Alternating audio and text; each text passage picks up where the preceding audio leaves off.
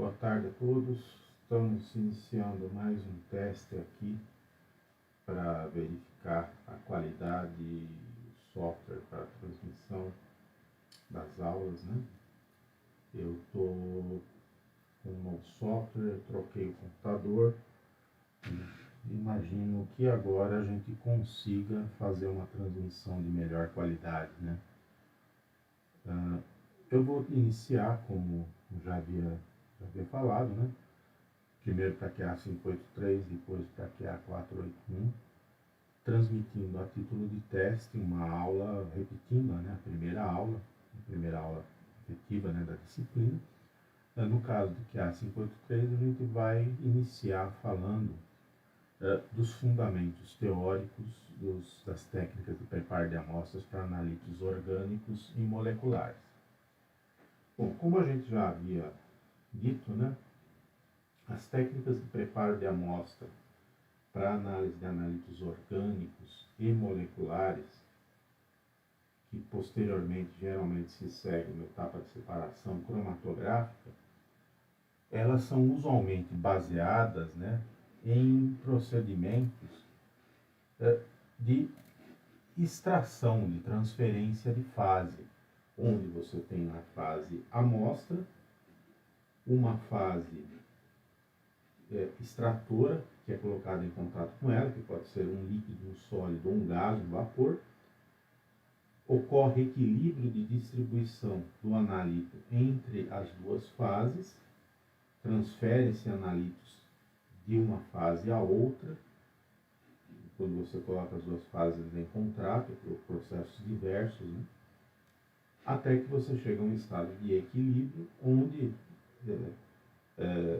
espera-se, né, que boa parte, uma fração significativa, pelo menos uma fração representativa do analítico originalmente contido na amostra, seja transferido para a fase extratora.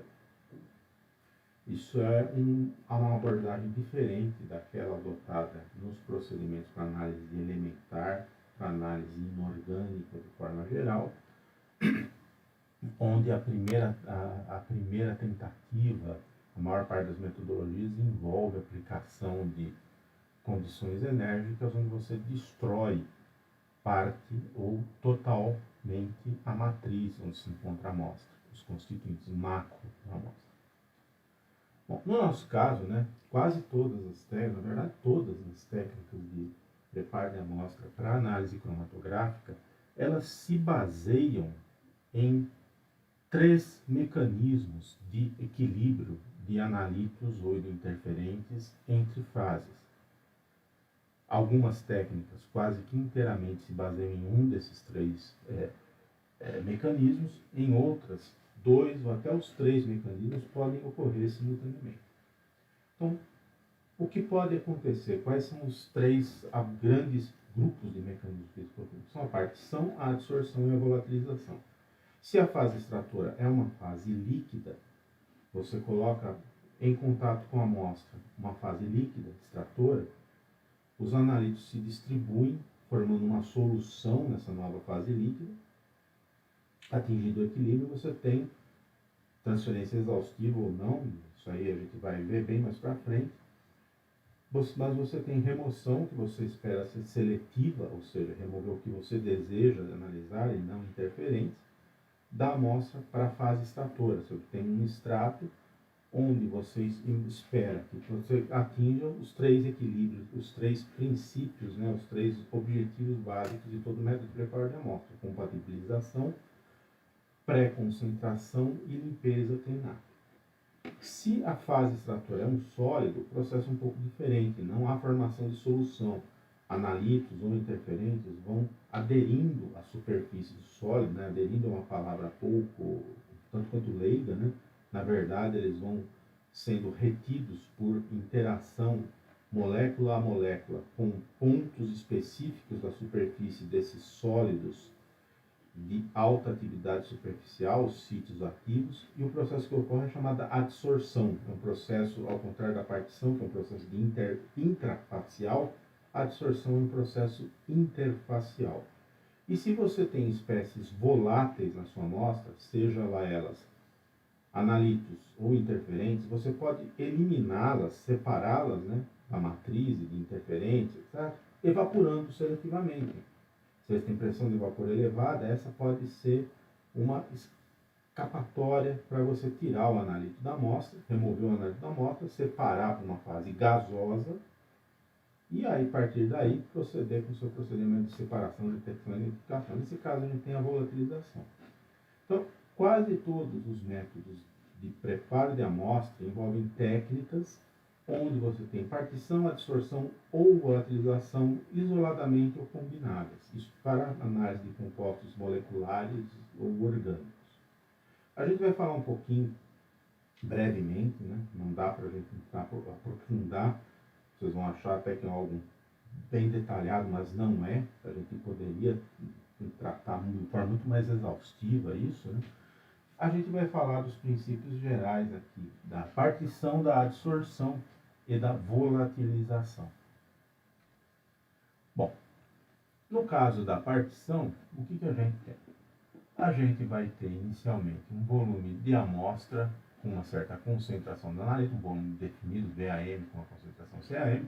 A gente vai colocar em contato com um volume de fase extratora solvente, não necessariamente líquida, um volume menor do que imagina, e o analito vai se dissolver na fase extratora até atingir o equilíbrio. As moléculas do analito estão aqui dissolvidas na fase amostra, vamos supor uma amostra líquida ou aquosa, para simplificar nosso raciocínio.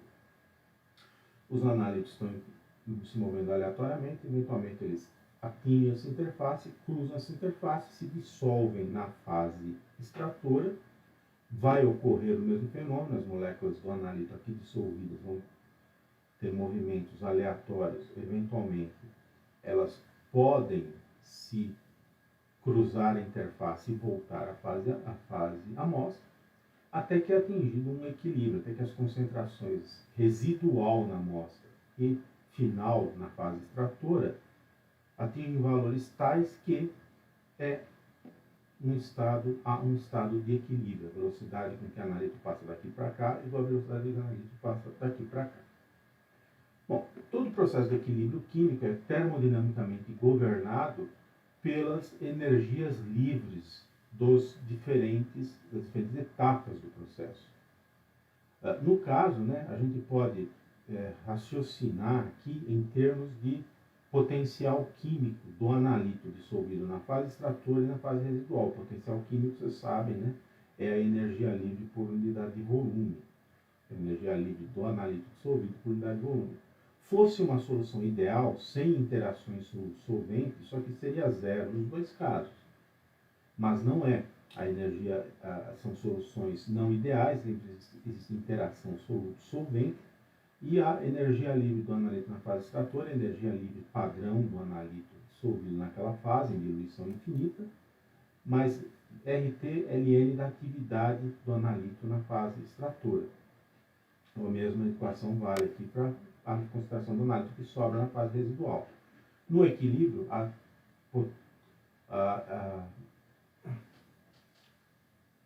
aqui a energia livre específica do analito na fase extratora, né, o potencial químico dele, é igual ao potencial químico na fase amostra da concentração residual. Combinando essas três, né, equações, né, a gente chega nessa expressão aqui, onde a razão entre as atividades na fase extratora e na fase residual no equilíbrio depende dos potenciais químicos, diluição infinita na fase extratora e na fase amostra, na fase aquosa, dividido pela constante R, temperatura, T. Essa razão, atividade na fase extratora, atividade na fase residual, a gente chama de constante de distribuição. Então, ela depende dos potenciais químicos dos análitos dissolvidos na fase e da constante dos gases e temperatura. Bom, a atividade, ela é uma função da concentração, vocês também sabem, né? A atividade é o que a gente chama de concentração termodinâmica, né? Oposto da concentração estequiométrica. A relação entre as duas é que a atividade pode ser obtida da concentração estequiométrica usando o chamado coeficiente de atividade, é um fator, pode raciocinar grosseiramente como sendo um fator de correção. Bom, substituindo aqui atividade por coeficiente de atividade, concentração nas duas fases, numa solução diluída, o coeficiente de atividade tende a ser unitário, vocês também sabem disso, a gente tem que a constante do equilíbrio de distribuição do analítico entre fases na partição é aproximadamente a razão entre as concentrações na fase extratora e na fase amostra atingido o equilíbrio.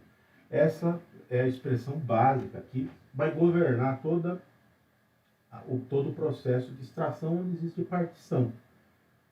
A gente vai ter que olhar para ela sempre que a gente for estudar o processo, for utilizar. Bom, olhando para essa expressão aqui, né, o que interessa para a gente em análise quantitativa, né, é saber quanto tinha originalmente na amostra, tentar, de certa forma, correlacionar com a concentração que a gente vai medir cromatograficamente, espectroscopicamente, seja lá como for, na fase extratora. Bom, olhando aqui para a constante de distribuição, constante é a razão entre as concentrações na fase no equilíbrio. A razão entre concentração é massa ou número de mols dividido pelo volume.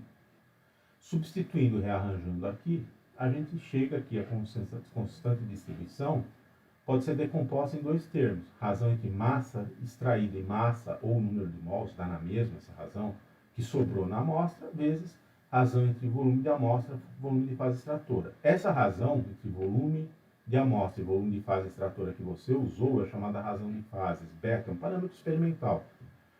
Num processo de extração por onde há partição, você pode escolher esses volumes e influenciar, e regular e afetar as massas extraídas, já que constante é fixa. A razão entre a massa extraída e massa residual, a gente ainda tem que trabalhar um pouco com ela. Bom, massa extraída é massa extraída mesmo. Isso aí a gente vai determinar. Mas o que a gente quer saber é a massa contida originalmente na amostra. A massa que sobrou na amostra é a massa originalmente contida na amostra menos a massa que foi extraída. Substituindo aqui na expressão e fazendo diversos rearranjos, né? Definindo massa extraída, o número de mols extraído, dividido por massa na amostra, número de mols na amostra original, como eficiência de extração.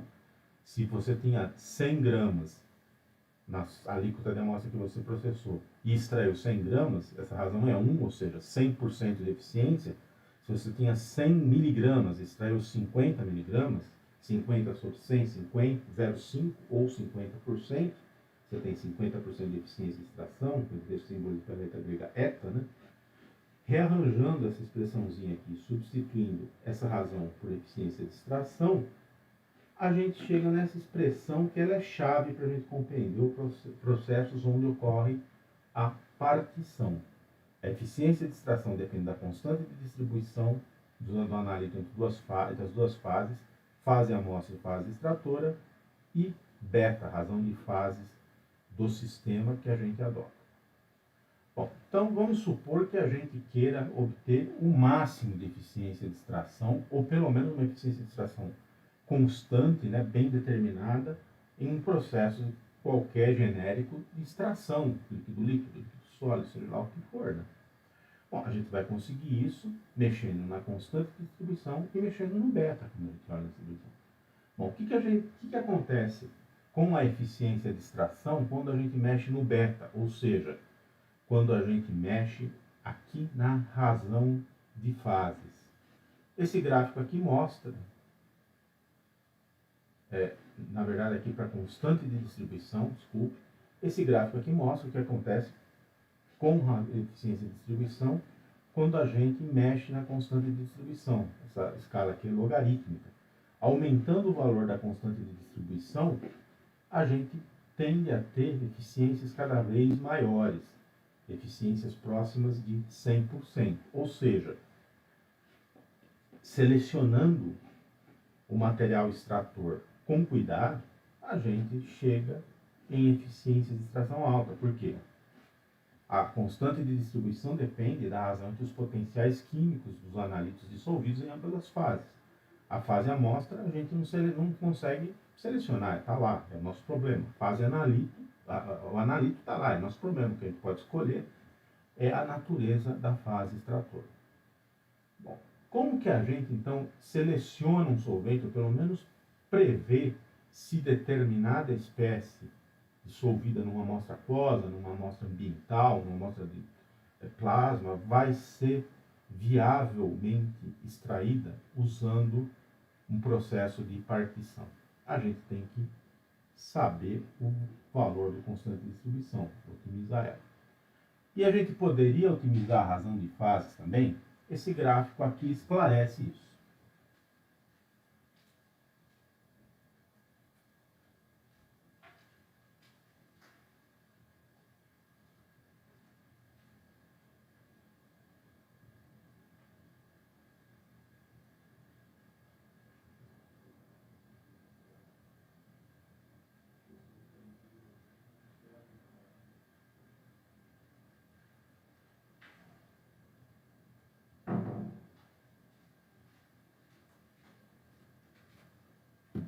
Desculpem a interrupção.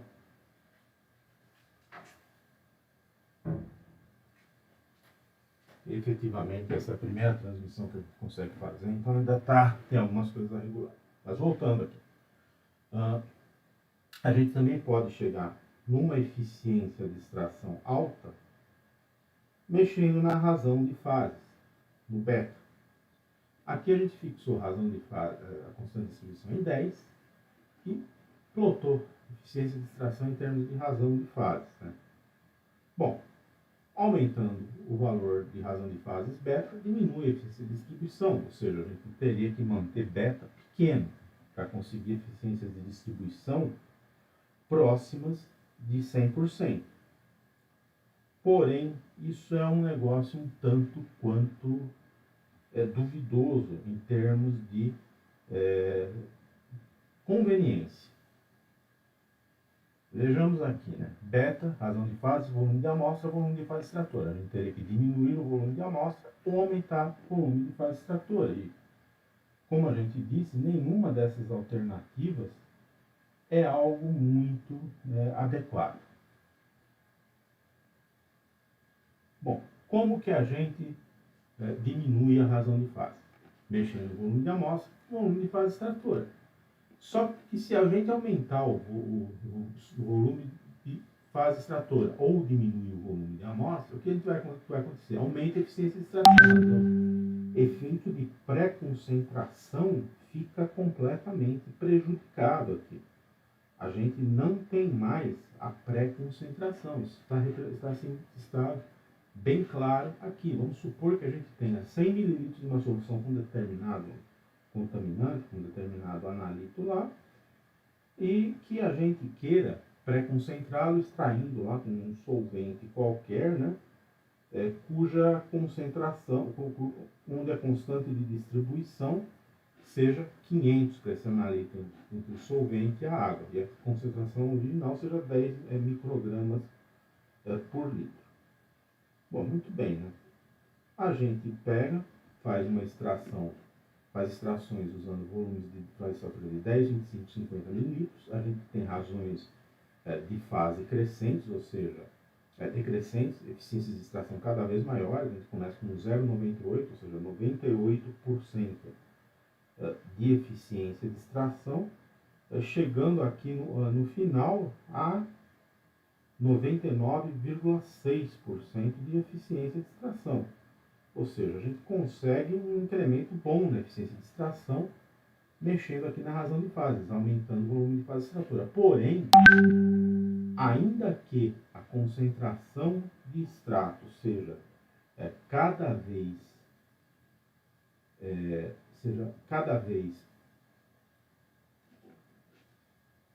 maior, no caso de volume de pré-concentração, quer dizer, a solução para conseguir uma efetiva, um procedimento efetivo aí, onde a partição mexer na constante de distribuição. Então a gente nem se preocupa muito, né, com a razão de fases, tentar otimizar em termos de razão de fase. É muito mais interessante a gente otimizar isso em termos de constante de distribuição. Bom, olhando para a termodinâmica do processo, a constante de distribuição é um parâmetro termodinâmico, né? Sendo um parâmetro termodinâmico, ela depende aqui da potencial químico do analítico dissolvido na fase extratora, na fase amostra, e da temperatura. Potencial químico, energia livre específica, né, é função das entalpias e entropias de dissolução do analítico, tanto no solvente extrator quanto na água. Então, o parâmetro termodinâmico depende das forças intermoleculares que estão acontecendo ali, né? Bom, muito bem, né? A magnitude da contribuição sobre o KD, da entalpia e da entropia de dissolução do analítico em cada uma das fases, depende da sua estrutura.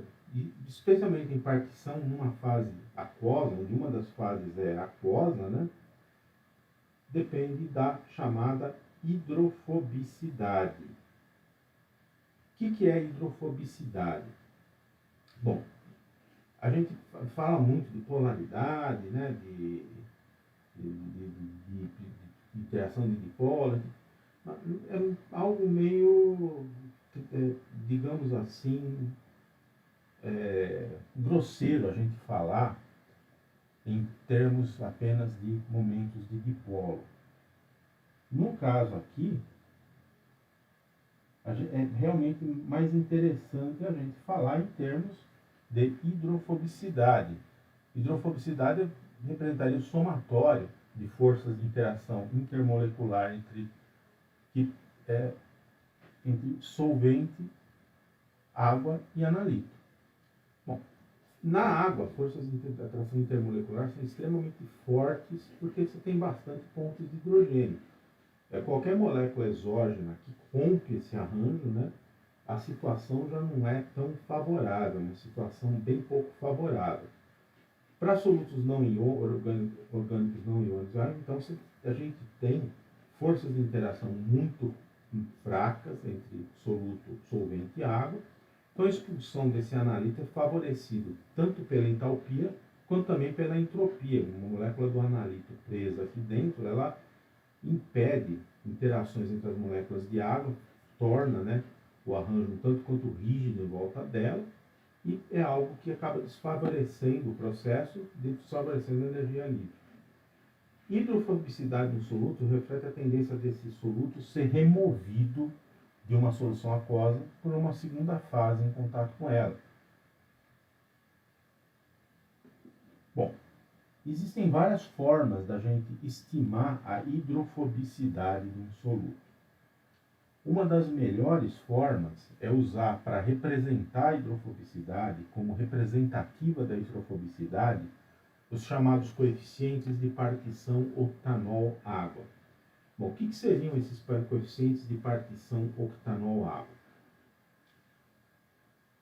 A princípio, é o que o nome indica. Você pegaria um analito, dissolveria em água, colocaria N-octanol em contato com essa solução aquosa, uma pequena quantidade, esperaria atingir o equilíbrio e mediria as concentrações nas duas fases. Isso é uma ultra simplificação, na verdade não é assim que é medido. Você está considerando um monte de efeitos aí, é um negócio muito mais sofisticado que isso, simplesmente um processo de extração, mas essencialmente é isso, né? Por que a gente usa N-octanol como solvente padrão de referência para medir a hidrofobicidade? O N-octanol ele tem uma cadeia alquílica suficientemente grande para dissolver bem espécies pouco polares, espécies que a gente chama de hidrofóbicas, mas também tem uma ponta ol, né, um hidroxila. Então ele consegue também interagir razoavelmente bem com espécies acídicas, básicas, espécies hidrofílicas. Então ele constantes de partição que está na água são valores mensuráveis para um grande número de analíticos. Bom, quanto maior a constante de partição que está na água, mais hidrofóbico é o analito, mais favorável à sua distribuição entre água e qualquer solvente orgânico, também hidrofóbico, solúvel em água, apolar, genérico. Então, a primeira coisa que a gente vai ver é um processo de extração constante de partição octanol-água. Constantes de partição octanol-água elevadas representam espécies hidrofóbicas que poderão ser facilmente removidas de amostras aquosas ou preponderantemente aquosas, como as amostras biológicas e outras, né, por processos de partição com solventes orgânicos apolares. Não fala nada sobre eventual seletividade, capacidade de um solvente extrair melhor uma espécie do que outra. Bom, muito bonito, mas qual seria realmente a grande utilidade? É muito comum você encontrar compilações bem grandes de valores de constante de partição octanol-água, de KOW, para centenas, milhares de analíticos. O pessoal de diversas áreas, área ambiental, farmacologia, engenharia, precisa de parâmetro para estimar a hidrofobicidade de solutos em diversos meios. O pessoal da área ambiental usa constantes octanol-água, logo KOW, como uma forma de um parâmetro para modelar a distribuição, dispersão de poluentes. Ele vai dizer como esse poluente vai se distribuir entre as diversas fases no meio ambiente, entre a água do rio, os sedimentos, biota, etc. O pessoal da farmacologia olha para esses logs de KOW para ver uma forma de estimar como um fármaco vai se distribuir no organismo, como ele vai viajar no organismo. A velocidade, o tempo de vida pode ser inferido, pode ser modelado usando, entre outros, constante de partição octanol-água. E ele é possível estimar usando modelos teóricos. Então, log de KOW é um valor muito importante quando você tem processos de extração e principalmente partição. Ele permite você prever quão facilmente um analítico vai ser removido de amostras aquosas ou com solventes preponderantemente aquosos, que, como a gente já mencionou, é o que a gente encontra em 95% das situações da vida real da gente, da análise química. Bom, para compostos similares, é claro, KOW, log pKOW, têm ordens de grandeza próximas, por exemplo. Hidrocarbonetos policíclicos aromáticos estão todos aqui nessa faixa, 10^3, 10^5. Ésteres de ácido fitálico são classificantes, estão mais ou menos nessa faixa. Bifenilas policloradas são muito hidrofóbicas, né? Tem KOW grande. Então, diversas famílias de compostos estruturalmente semelhantes têm KOWs que se correlacionam dentro de faixas bem definidas. São características desses compostos. Além disso, o KOW de um composto hidrofóbico ele é bem relacionado à solubilidade em água. Ele é uma função quase linear da solubilidade em água, que tem log de KOW, logaritmo de solubilidade em função de log de KOW, para uma série de espécies, para compostos alquilo-aromáticos, e aqui para uma série de quase 100 compostos de diversas estruturas, monoaromáticos, pHs, né? E dá para inferir bem solubilidade em água, relacionar bem log de KOW e solubilidade em água. A gente define que compostos com log de KOW maior que 3 ou 4, ou seja, KOW 10^-3, 10^-4 ou menor, que dá um log menos log KOW de 3 para cima, como hidrofóbicos. A princípio são espécies, são administrações com moléculas, você pode remover de uma amostra aquosa, biológica, de solo, etc., por partição com solventes ou outras fases extratoras similares. Compostos hidrofílicos, são aqueles que têm log de KOW pequeno, né? Menor que 1. Esses aqui são muito solúveis em água. Eles são problemáticos. A partição não vai funcionar muito bem com eles, não. Bom, prever constantes de distribuição em forma geral e KOW de forma particular, existem vários modelos empíricos, semi-empíricos, completamente teóricos, Um desses modelos é esse modelo de Campbell-Taft, o modelo das relações lineares de energia de solvatação. Ele supõe, né, que cada um dos fenômenos relacionados à solvatação do analito contribui de forma independente para a constante de distribuição e que essas contribuições vão depender de características do analito, do soluto, e do solvente envolvido. Então, cada uma dos termos da equação de Campbell-Taft, aqui é uma constante, zero, né? O KD de contribuição infinita, é o zero do negócio, mas cada um desses termos representa uma contribuição e depende do solvente e do analito. Bom, os parâmetros do soluto que influem nessas contribuições são o seu volume molar intrínseco, chamado volume de Van der Waals, volume da molécula, a sua polaridade, que ela é quantificada por um parâmetro chamado π, parâmetro solvatocrômico de polaridade, mede, quantifica essa polaridade. O solvatocrômico é medido do espectro de UV visível. Existem ferramentas, existem formas de você correlacionar os máximos, né, de absorção, a intensidade dos picos de absorção com a polaridade. A polarizabilidade do soluto, então a gente sabe, né, que além da polaridade, a polarizabilidade também é um fenômeno importante, e a polarizabilidade ela é relacionada a um parâmetro empírico, medido empiricamente delta, e a capacidade do soluto receber prótons em interações de pontos de hidrogênio com solvente e doar prótons em interações de pontos de hidrogênio, ou seja, sua basicidade, sua acidez, que são representados pelos parâmetros beta e alfa. Quer dizer, por aqui a gente vê que não é simplesmente polaridade, polar dissolve polar. Isso aí é uma ultra simplificação. O processo de formação de uma solução envolve uma série de interações diferentes que podem ocorrer mesmo em moléculas pouco polares. A cloroformo é uma molécula polar, ela tem um momento de dipolo bem definido, mas ela é hidrofóbica, ela se dissolve muito mal em água. E essas outras constantes refletem para um determinado solvente qual o peso relativo que cada uma dessas contribuições devidas ao soluto vão ter. Bom, então a gente tem aqui nesse modelo de Campbell-Taft, como a gente já mencionou, o modelo em si não é um negócio muito importante. A gente não vai querer ficar calculando essas constantes, isso aí não é objetivo nosso. Nosso objetivo em estudar esse modelo é tentar compreender o que a gente pode inferir sobre constantes de distribuição olhando para parâmetros facilmente mensuráveis, ou pelo menos que a gente pode inferir da estrutura do solvente e dos solutos. Esse termo aqui, que vai o volume molar, né, de soluto, é chamado termo de cavidade, é o balanço de energia que você gasta para afastar a molécula do soluto, do solvente que está extraindo, que é uma cavidade que vai acumular a molécula do soluto, e a energia que você ganha, porque você tirou a molécula do soluto da água, a cavidade que você criou, o buraco que ficou, vai colapsar, moléculas de água vão poder interagir entre elas e poder caminhar por ali.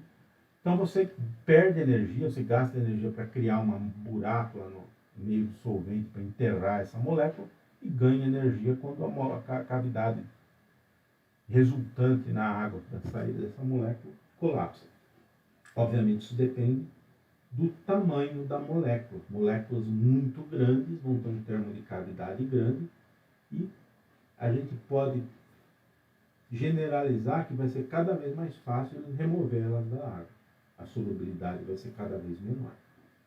Interações eletrostáticas, polaridade e polarizabilidade, interações de polo permanente, de polo permanente, de polo permanente, de polo induzido e de polo induzido, forças de dispersão, também afetam.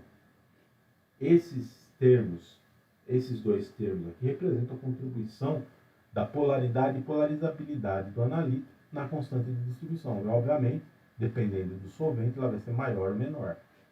E, além da polaridade e polarizabilidade, a forma como ele faz pontos de hidrogênio, quer dizer, se faz pontos de hidrogênio, é representada aqui por esses dois termos. Então, quanto maior a capacidade do analito formar pontes de hidrogênio, seja recebendo prótons, seja doando, e geralmente todas as moléculas podem tanto doar quanto receber prótons numa ponte de hidrogênio, tem as duas capacidades, menor vai ser a tendência dela sair da fase aquosa. Então, são três coisas que a gente vai olhar: volume, polaridade e polarizabilidade, isso é atrações eletrostáticas, e acidez e basicidade, pontes de hidrogênio, que vão inferir na constante de distribuição do analito entre solvente genérico e água.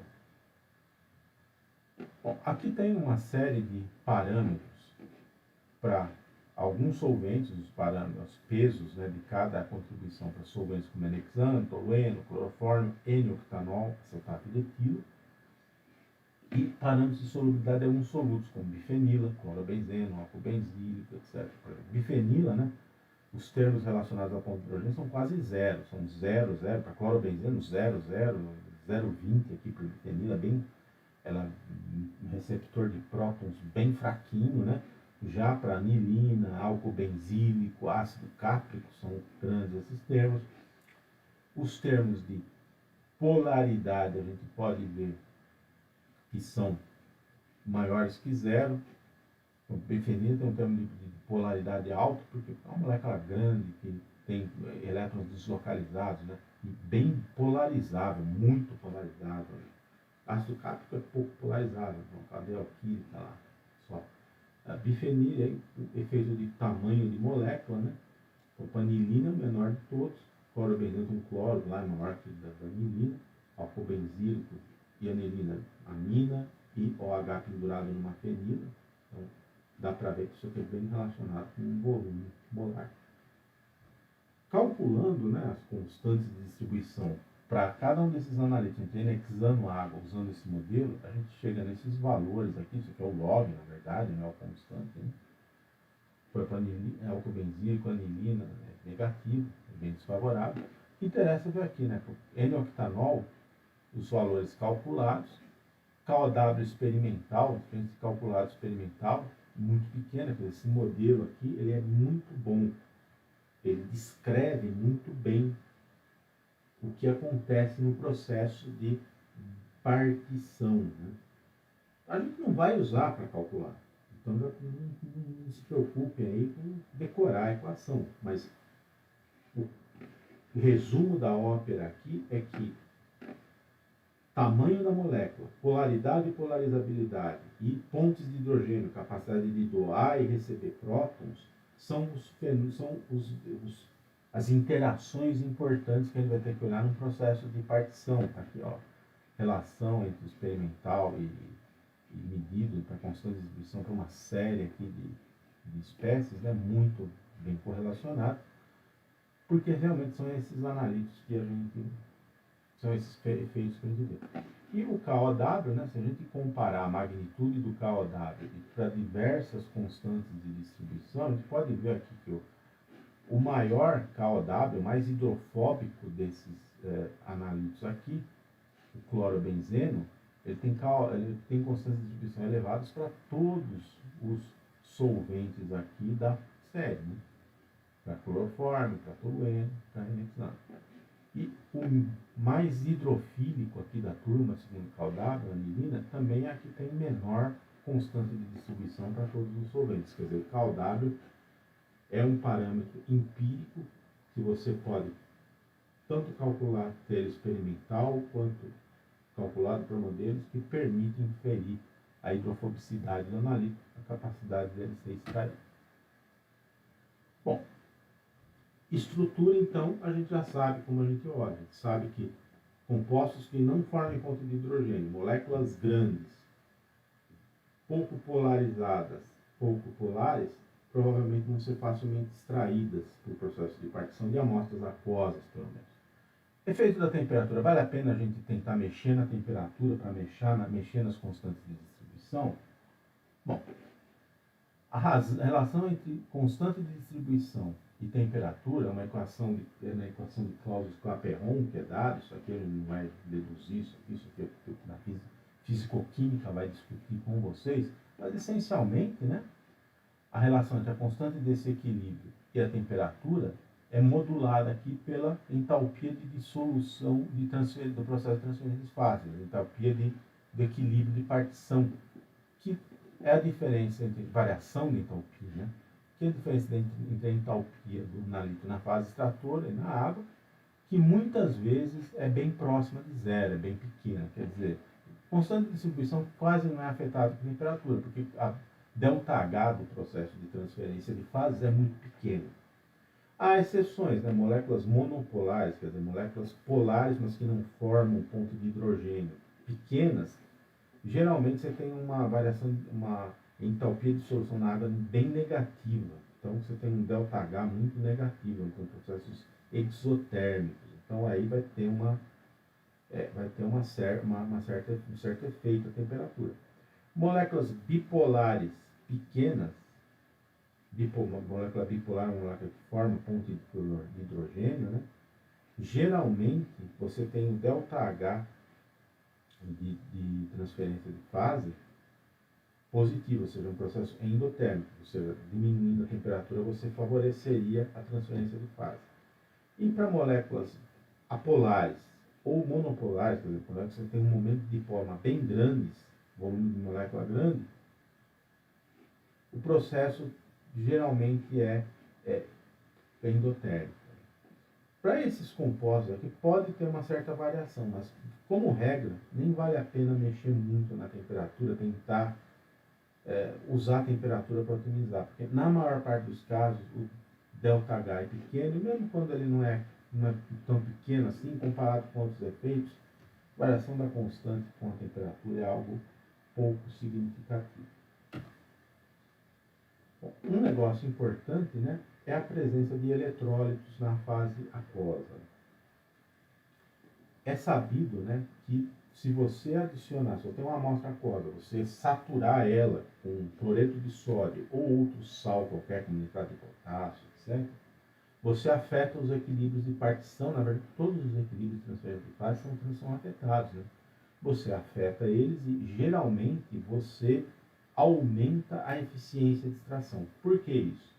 Quando você adiciona um eletrólito forte a uma amostra aquosa, você, via de regra, mexe nos coeficientes de atividade do analito na amostra aquosa. Na verdade, você diminui a atividade da água, o coeficiente de atividade do analito acaba aumentando.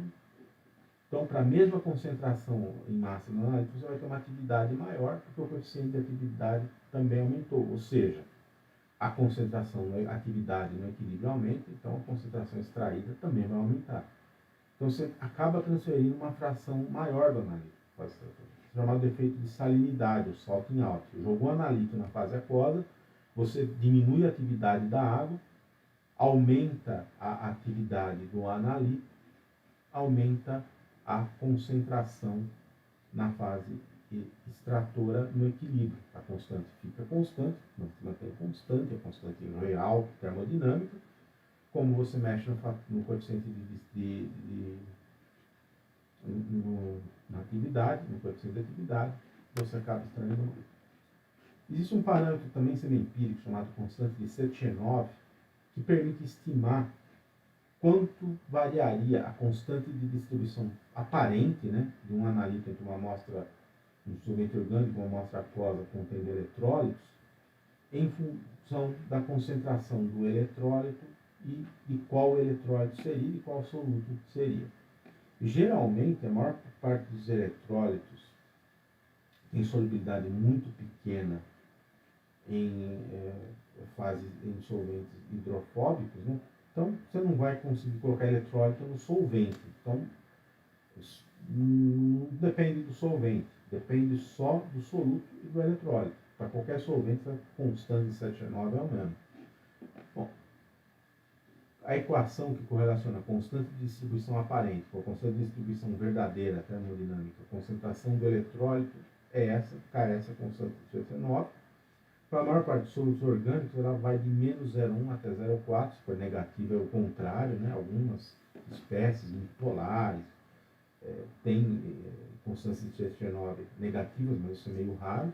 A maior parte dos casos, as constantes de Sechenov são muito positivas, principalmente para espécies muito hidrofóbicas. Aí, se você saturar a sua amostra com sal, cloreto de sódio ou outro eletrólito qualquer, você vai ter maior eficiência de extração por causa desse efeito. Bom, e também existe o efeito do pH da amostra, por exemplo, de ácido, de próton, de ácidos fortes na amostra. Isso é significativo para solutos ionizáveis. Vamos supor que nosso nariz seja um ácido fraco, seja um doador de prótons fraco, e vai ser extraído por partição do solvente orgânico. Na verdade, o que vai ter lá na solução aquosa, na sua amostra, vai ser o analito não protonado e a sua forma desprotonado, o ânion dele. A massa do analito vai se distribuir entre essas duas espécies de acordo com a constante de dissociação ácida do analito, que atividade H+, atividade A-, atividade H. Bom, vamos supor que tanto o analito não desprotonado quanto o desprotonado, o protonado e o aniônico, possam ser extraídos, né? Cada um vai ter sua constante de distribuição, são espécies diferentes, né?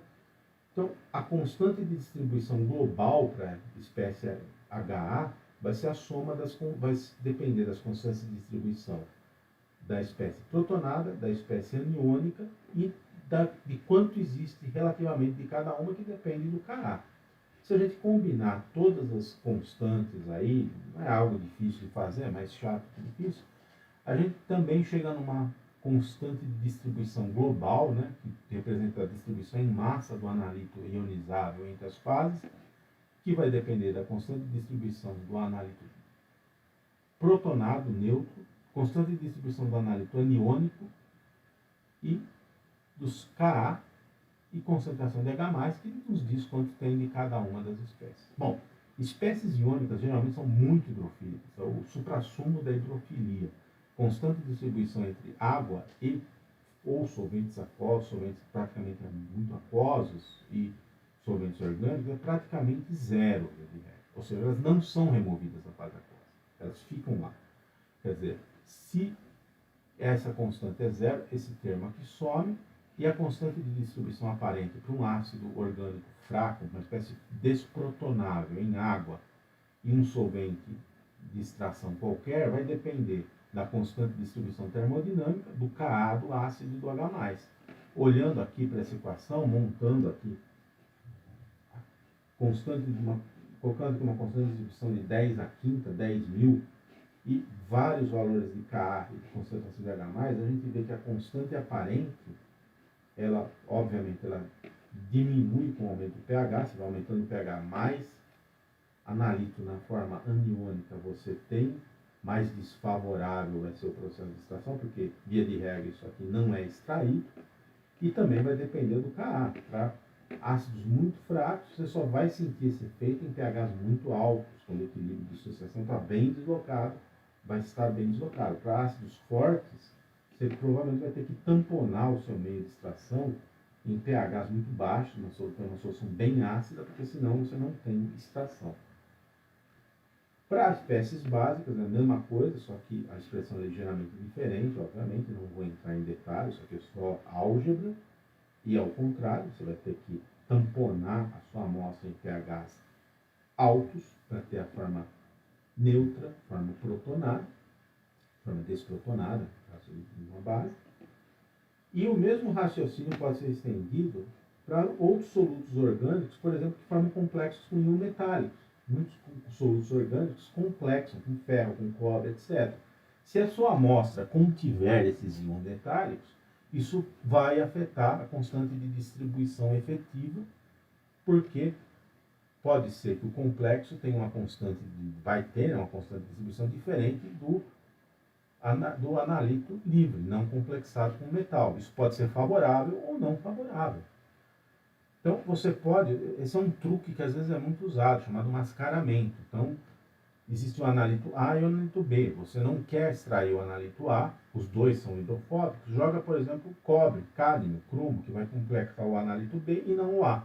E supondo que o complexo cádmio, cobre, cromo, seja lá o que for com o analito B, não seja extraído, você só extrai o A. Também pode ser usado para você isolar íons de metais de transição na forma iônica de água por partição, com solventes orgânicos hidrofóbicos. Ele não iria extrair ferro 3 da água. Porém, se você adicionar fluoreto, por exemplo, vai formar um complexo ferro-fluoreto, um complexo neutro, que pode ser extraído. Fosfato pode se fazer complexo, um monte de truques nesse sentido aí. Bom, finalmente, né, quem seriam os materiais absortivos comuns? A gente, quando fala de partição, a gente está falando de solução, a primeira coisa que a gente pensa são solventes orgânicos immiscíveis com amostras aquosas, hidrofóbicos, hidrocarbonetos, organorogenados, etc. Isso tem uma série de inconvenientes. Quando a gente for falar de extração líquido-líquido, isso vai ficar claro, né? Mas, além disso, polímeros também podem ser usados como absorventes. Acima da temperatura de transição vítrea, qualquer polímero pode se comportar como um material extrator. Por quê? Acima da temperatura de transição vítrea, as moléculas individuais do polímero elas estão suficientemente afastadas e a agitação intermolecular é suficientemente elevada para que moléculas de solutos pequenos que entrem em contato com o filme desse polímero atravessem a interface água-polímero ou amostra genérica polímero, difundam pela massa do polímero e serão solvatados pelas moléculas do polímero, que é um processo igualzinho que acontece com solventes orgânicos. Por exemplo, silicone, polidimetilsiloxano, a estrutura genérica dele está aqui, é uma cadeia SiO, com metilas nas posições, falta para completar a valência do silício, e metilas aqui no final da cadeia, né? Esse é o polidimetilsiloxano, pode ter rio, pode ser um monte de coisa. Tem uma temperatura de transição vítrea de menos 120 graus. Acima dessa temperatura, silicone pode ser usado para extração, mesmo silicones aparentemente sólidos. A poliacrilato, a estrutura genérica está aqui, né? R aqui pode ser polimetil, então tem polimetilacrilato, etil, etc. Aqueles plásticos acrílicos têm estrutura parecida com isso aqui. Tem temperaturas de transição vítrea da ordem de menos 20, menos 30, menos 24 para o polimetilacrilato, né? E podem ser usados como materiais de extração. Não estão muitos polímeros que dá para fazer isso, mas eles são muito interessantes em um monte de técnicas de preparo de amostra modernas. Você não precisa ficar usando toneladas de solventes caros aqui. A gente vai falar de extração líquido-líquido, isso aí fica mais claro. Bom, o próximo dos processos básicos é a adsorção. A adsorção a gente vai tratar na aula de quinta-feira. A gente vai começar com aulas efetivas aí online. Essa de hoje, essa que eu acabei de transmitir a teste, tanto é que eu nem anunciei, infelizmente eu tive que ficar mexendo em computador, mexendo em conexão, só agora que eu consegui chegar numa configuração que eu consigo fazer a aula, fazer essa aula efetiva. Então, quinta-feira, 8 horas da manhã, a gente vai fazer a primeira aula à distância efetiva aqui da disciplina, no ponto que a gente parou na aula presencial lá no Instituto Químico. Vamos começar a falar de adsorção, vamos falar também de partição para encerrar essa parte fundamental. Então, qualquer dúvida é só mandar uma mensagem por e-mail ou pelo YouTube. Esse vídeo vai ficar gravado, vai fazer parte do conjunto geral. Então, boa tarde para todo mundo. Desejo uma boa quarentena. Cuidado com o vírus. E até a próxima quinta-feira.